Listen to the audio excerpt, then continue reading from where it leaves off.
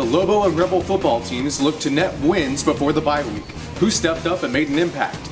Lehman and Hayes volleyball look to open district play with wins, and Rebel tennis continues their torrid start to the year. I'm Moses Leos, and this is your Hayes Free Press Sports Roundup.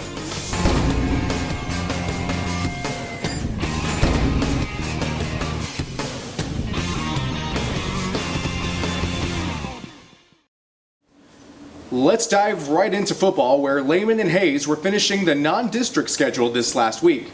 Both look to enter the bye week going into this week with big wins. The Rebels were on the road where they took on a tough Leander Rouse squad. Hayes trailed 16-0 early on, but fought back to take a 20-16 lead in the third quarter. However, a total of 5 turnovers with a fumble late in the fourth quarter hindered Hayes' chances as the Rebels fell 29-20. Hayden Cagle led the Rebel pass attack, going 7 of 15 for 101 yards. Cody Gandy led all rushers with 78 yards on 10 carries. Meanwhile, at Shelton Stadium this last Friday, the Lehman Lobos looked to get into the win column against equally winless Austin Anderson.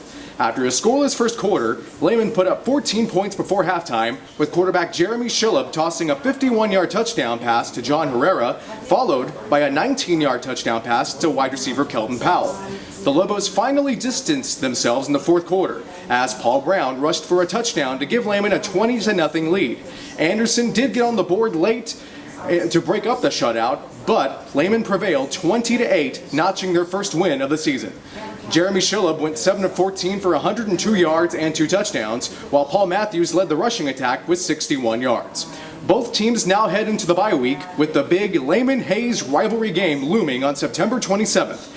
Be sure to pick up next week's Hayes Free Press for our special Rivals edition. Moving on to volleyball, where Hayes and Lehman began 27-4A play this past week. Tuesday night, the Lady Lobos traveled to play state-ranked Alamo Heights. The Lady Mules proved to be too much for Lehman as they swept them in 3 straight sets. On Friday the 13th, Lehman hoped to open the district schedule with a win over Lockhart. Both teams split the first 2 sets, with Lehman winning set 3 and looked to claim the match. However, Lehman's struggles, along with strong play from the Lady Lions, allowed Lockhart to claim the final 2 sets and the match from Lehman.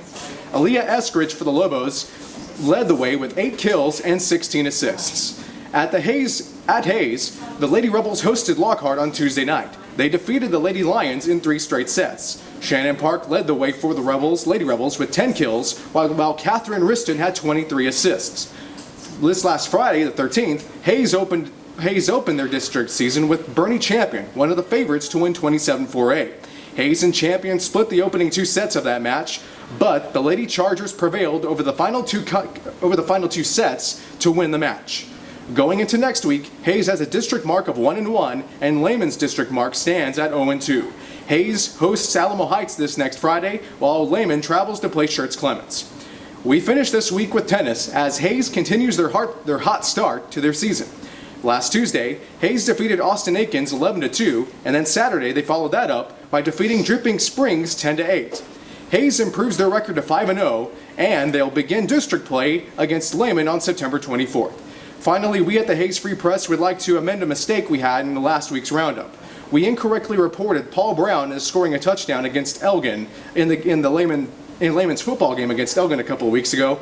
Paul Matthews had, in fact, scored that touchdown, and we apologize for the oversight.